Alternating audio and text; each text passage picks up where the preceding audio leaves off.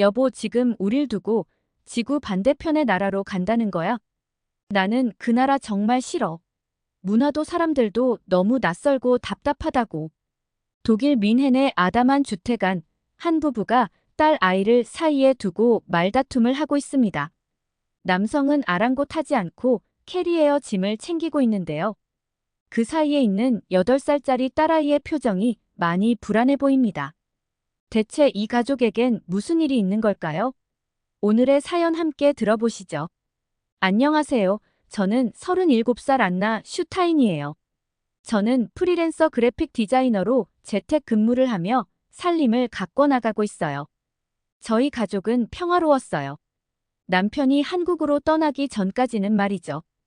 독일에서의 삶은 매일매일이 반복되고 때론 지루하기도 했지만 저는 거기에서 안정감을 느끼며 평범하게 살아가고 있었죠.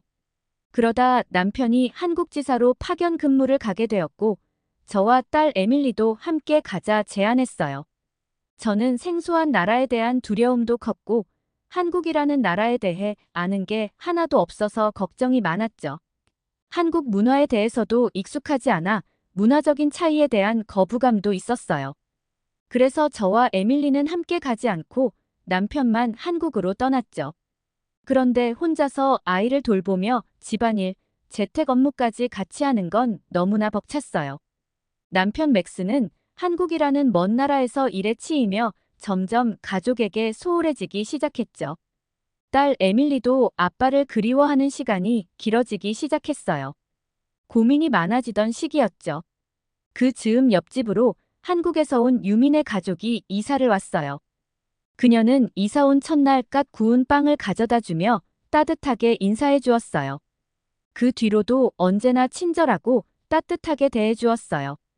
처음엔 어색함도 있었지만 유미는 제가 불편해하던 문화적 차이를 넘어 진심 어린 배려를 보여줬어요. 그녀는 한국에 대한 이야기를 할 때면 항상 애정이 가득한 눈빛을 지으며 조심스럽게 설명해 주었죠. 그녀의 이야기를 들으면서 저도 조금씩 마음이 열리기 시작했어요. 유미는 한 번도 제게 한국 문화를 강요하지 않았어요. 대신 그녀는 일상 속에서 자연스럽게 자신의 문화를 보여주었어요. 집 앞에서 가볍게 나눈 인사 한마디, 직접 만든 반찬이나 빵을 나눠주며 한번 드셔보세요 하고 웃던 모습이 떠올라요.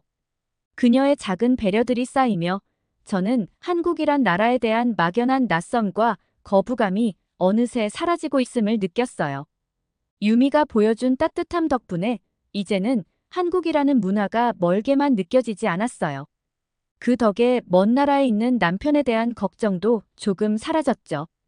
어느 날 유미가 자신의 고향 이야기를 해주었을 때 저는 그녀가 얼마나 이 두 세계를 마음에 담고 사는지 알게 되었어요. 한국에서 자란 그녀가 독일에 와서 겪은 어려움들, 그리고 두 문화를 이어가는 가족에 대한 소망을 말할 때마다 그녀의 진심이 느껴졌어요. 유미의 이야기는 그저 다른 나라의 문화에 대한 설명이 아니라 저와 그녀가 서로 이해하고 소통할 수 있도록 다리를 놓아주는 듯 했어요. 유미 덕분에 한국에 대한 제 마음은 어느새 거부감에서 호기심으로 바뀌었어요. 한국 문화와 사람들이 어떻게 살아가는지, 그리고 한국이란 나라가 어떤 특별함을 지녔는지 더 알고 싶다는 생각이 들기 시작했죠. 그녀의 배려와 친절은 단순한 이웃사랑을 넘어서 저를 완전히 새로운 세계로 이끌어 주었어요. 이제 한국은 더 이상 낯선 나라가 아니라 유미와 같은 따뜻한 사람들이 있는 곳으로 느껴졌어요. 그렇게 저와 딸 에밀리는 남편이 있는 한국에 직접 가보기로 결심했어요. 빠르게 비행기 표를 예약하고 짐을 챙기고 간단한 한국어 회화를 공부하며 설레는 마음으로 준비했죠. 서울로 가는 여정은 정말 비현실적으로 느껴졌어요. 비행기 화면에 뜬 지도에서 우리 비행기가 대륙을 하나하나 넘어가는 걸 계속 지켜봤죠. 에밀리는 제 팔에 머리를 기대고 곤히 잠들어 있었는데 그 모습을 보며 저도 조금씩 편안해졌어요. 드디어 비행기가 내려가면서 불빛과 빌딩들이 끝도 없이 펼쳐진 모습이 보였어요.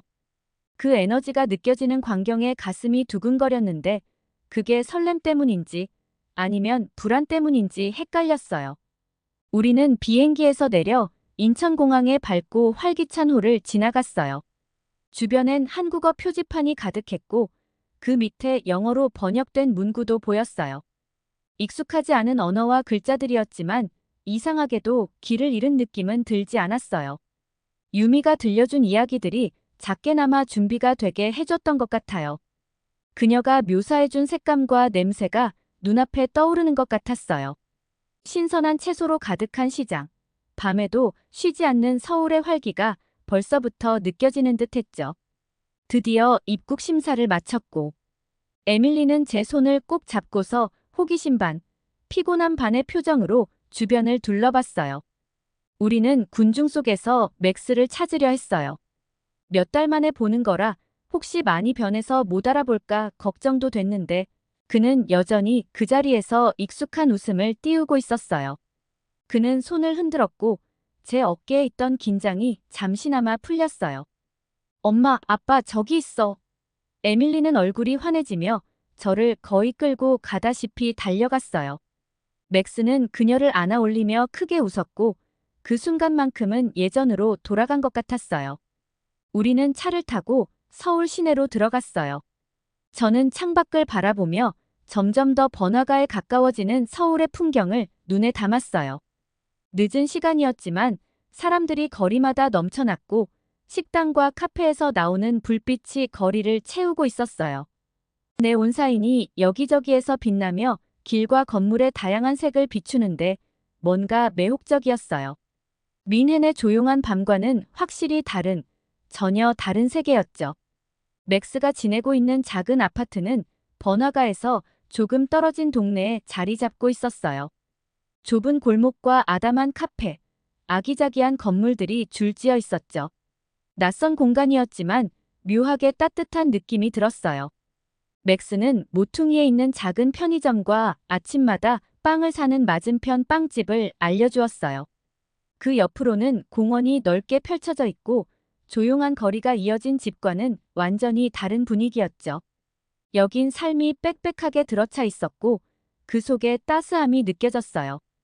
다음 날 아침, 제가 눈을 떴을 때 맥스는 이미 출근한 상태였어요.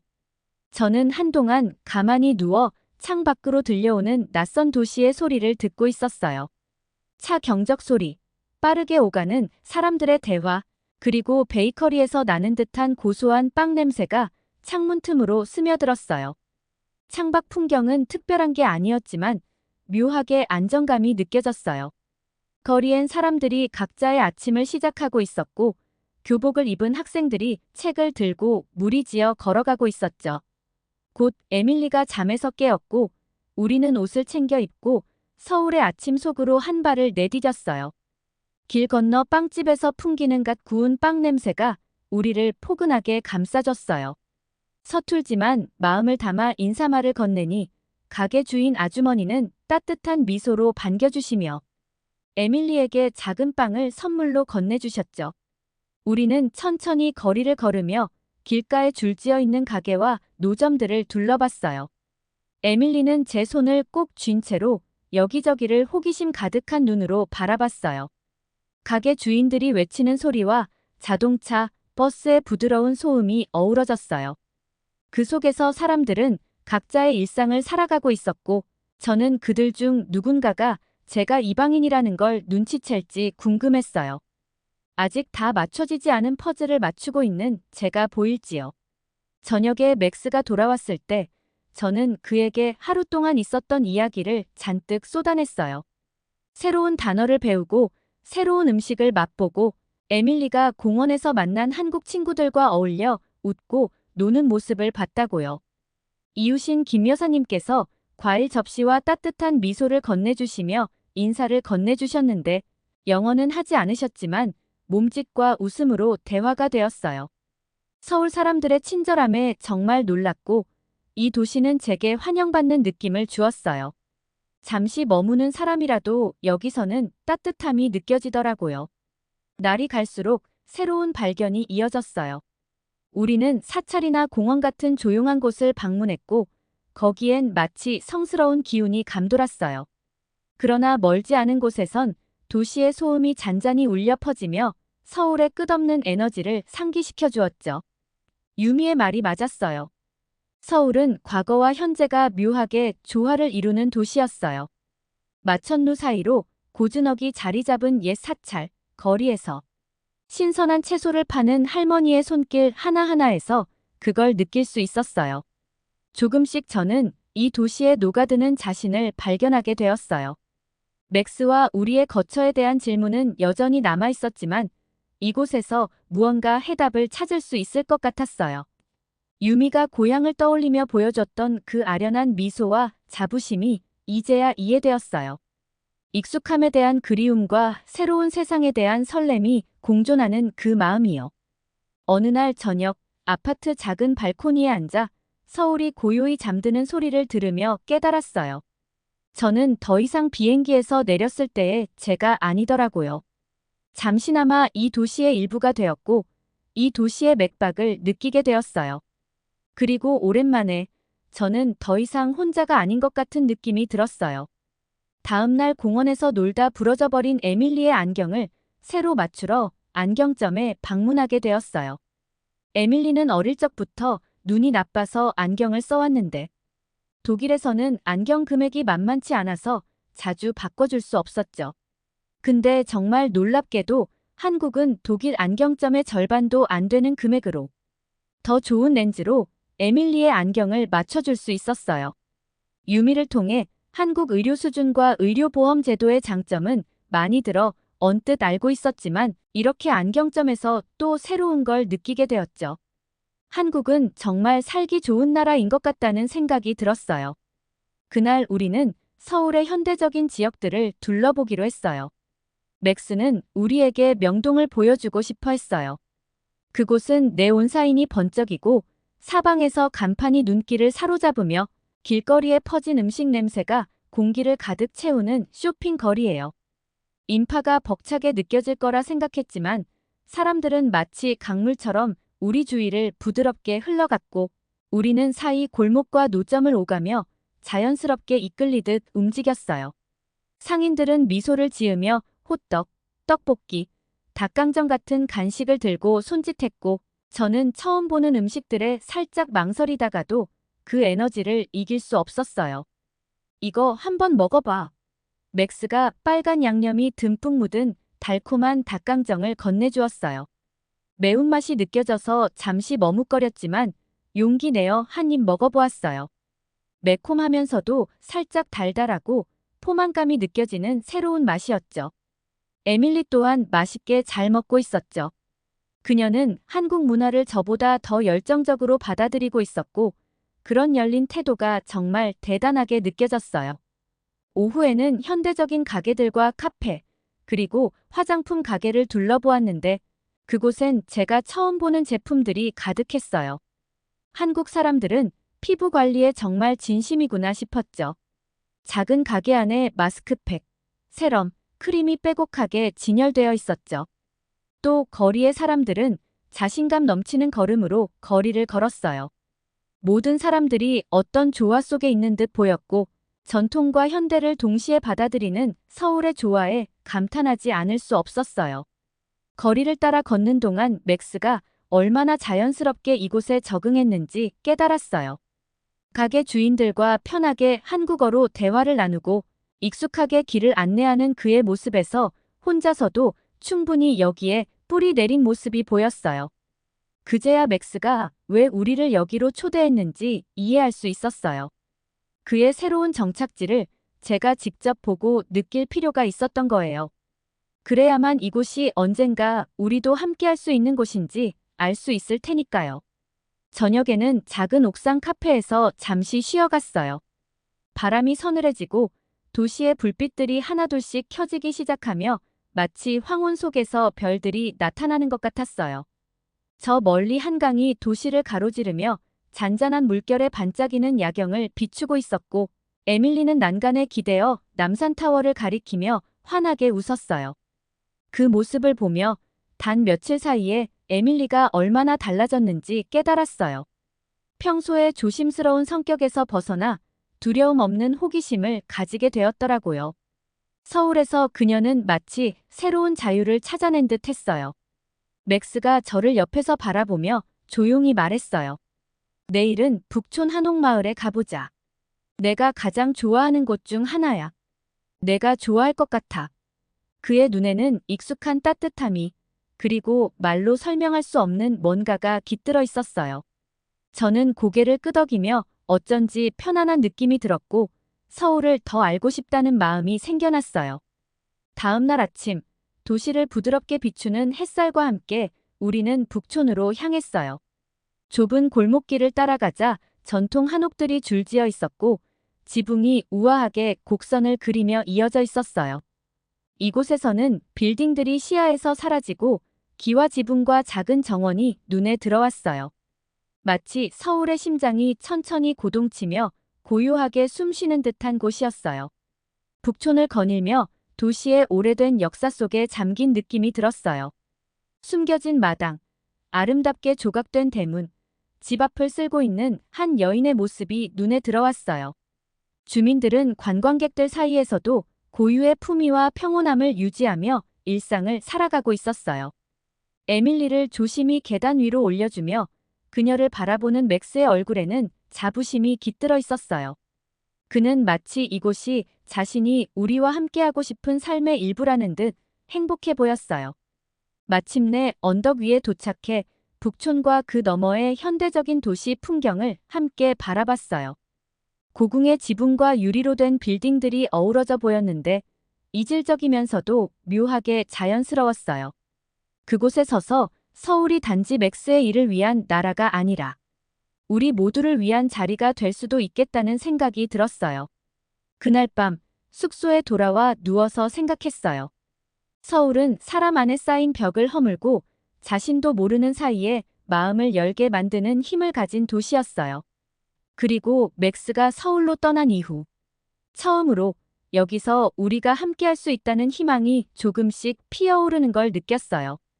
그렇게 저희는 우리 가족의 새로운 시작을 준비해보고자 여러 가지 정보를 수집하기 시작했어요. 우선 에밀리와 함께 국제학교에 상담을 받으러 가게 됐어요. 밝고 넓은 복도에는 아이들의 작품과 다양한 언어로 웃고 떠드는 아이들로 가득했어요. 교실과 친구들을 바라보는 에밀리의 눈빛이 빛났어요.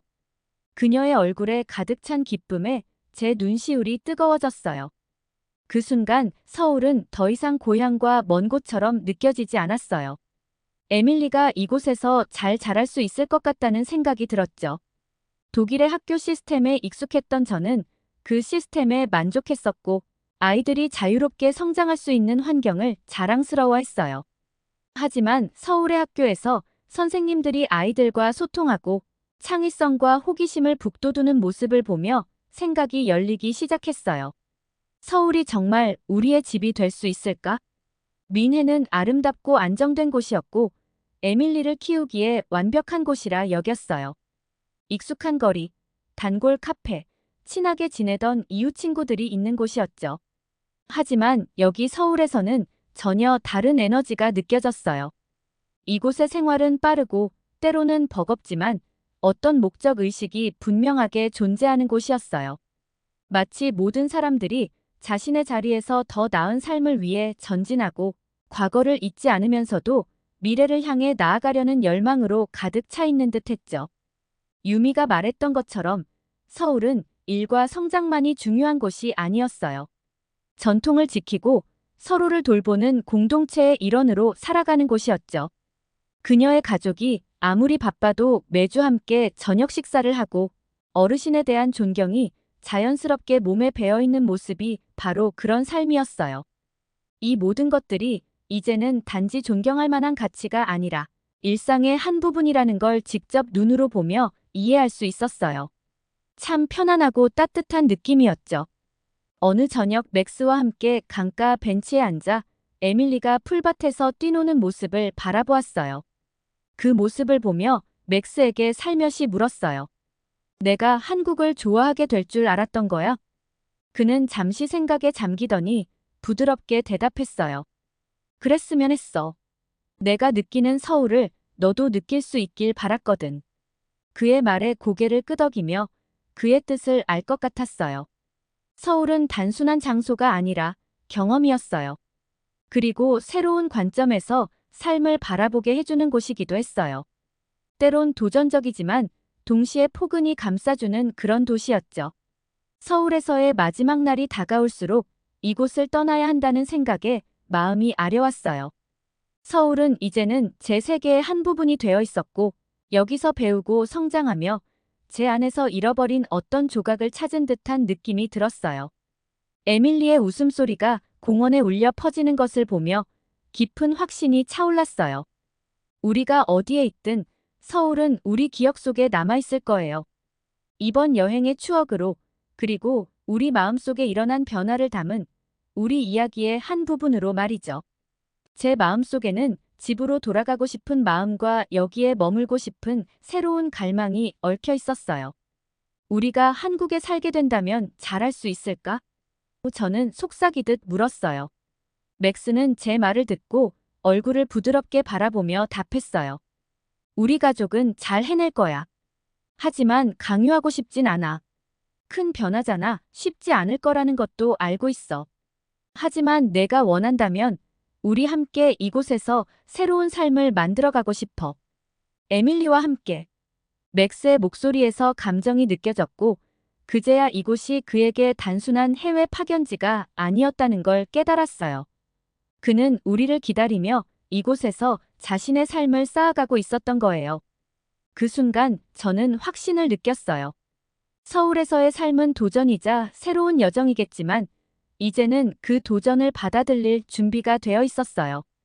민헨으로 돌아가는 날은 너무 빨리 찾아왔어요. 인천공항을 떠나며 사랑하게 된 도시가 점점 멀어지는 걸 보면서 가슴이 저릿했어요. 에밀리는 제 어깨에 머리를 기대고 한국에서 그리울 것들에 대해 속삭였어요. 길거리 음식, 새로 사귄 친구들, 그리고 주변에서 들려오는 한국어의 아름다운 소리까지요. 민헨에 돌아온 후 주변의 모든 것이 변함없이 그대로였지만 저는 달라져 있었어요. 유미는 저희를 반갑게 맞이하며 여행에 대해 물었고 저희는 서울 이야기를 나누며 웃었어요. 시장의 활기, 도시의 에너지, 사람들이 열심히 일하면서도 삶을 즐길 줄 아는 모습에 대해 이야기했어요.